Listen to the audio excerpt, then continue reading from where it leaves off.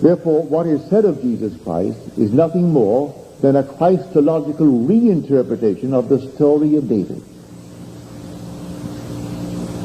It is all true, but it becomes alive in the one. And then you don't call yourself Christ.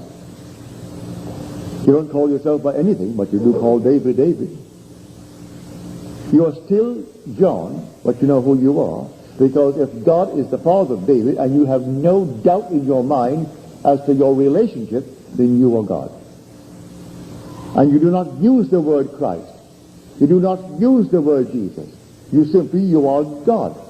And David is your son. And that's the story. But man has been divorced from this knowledge. And every priest in the world still keeps man asunder by teaching what they teach.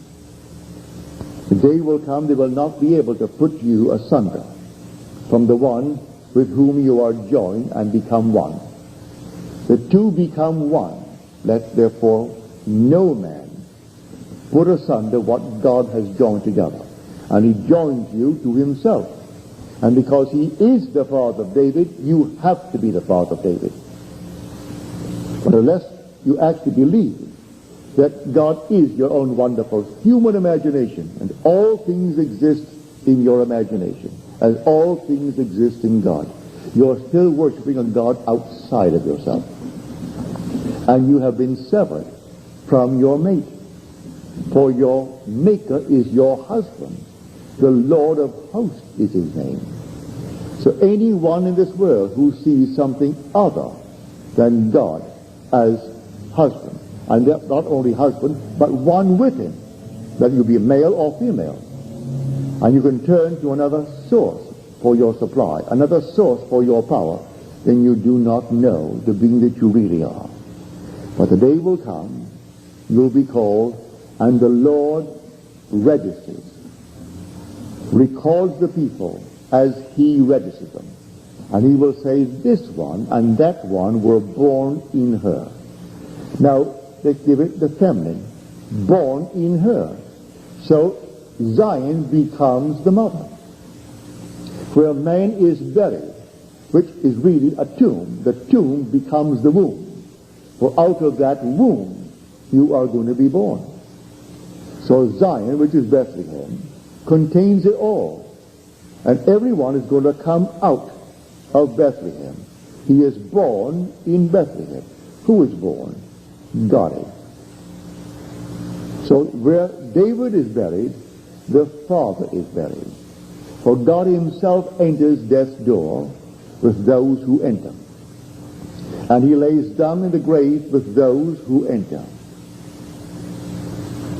And then, when you awake, after this, having this dream, the visions of eternity, you will see the garment that the female wove for you, this garment.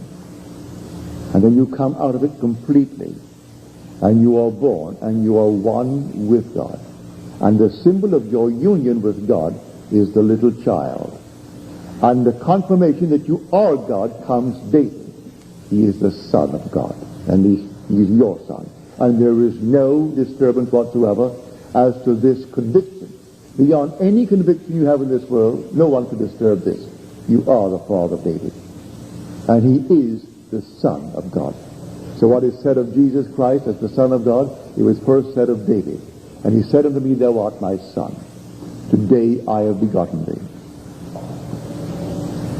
So here the whole thing unfolds in man, and it will unfold in everyone, or one brain cell will be missing, and it can't be missing. It's an infinite brain that is actually penetrated by an infinite being that is love. But he first appears as destructive violence. Everyone seems to think that God is vile. He allows this to happen, that to happen, that to happen. He always appears first to Abraham, Isaac, and Jacob as destructive violence. It's called El Shaddai. El Shaddai simply means God Almighty. And you only see him in the light of power, sheer power. So whenever he appears, in man. Maybe that man's first appearance to those who love him and who follow him will be as sheer power. But in time, they will see him as infinite love. Infinite love. So here tonight, you take the passages that I've quoted. Read them. Read them carefully and see how they all fall into place like a great puzzle. The whole Old Testament is simply a foreshadowing. It is a prophecy, a blueprint. And then when it's fulfilled in man, in the New Testament, he who was called David, the Messiah, is now called Jesus Christ. He was called the Son of God. Jesus Christ is called the Son of God. He was called the firstborn. Jesus Christ is called the firstborn. He is called the King of Kings. Jesus Christ is called the King of Kings. And you'll find it all parallel. But here is one foreshadowing, and here is one realizing. So in the New Testament, the old is fulfilled.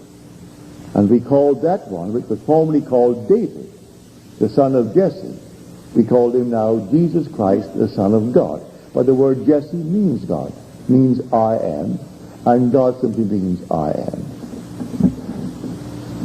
So the whole thing unfolds within a man. And may I tell you, it's all out of the skull of man. The skulls we have here in this world are only shadows of that immortal skull that you occupy. But because there can only be one, you will not be less than any being that preceded you in the awakening. Because whoever preceded you is one with God. And God is one, and his name is one. Therefore, you cannot be less or more than God. And so when you are joined together, 1 plus 1 equals 1. In this world, it equals 2. And that's the division. That's the conflict. But in God's arithmetic, 1 plus 1 equals 1.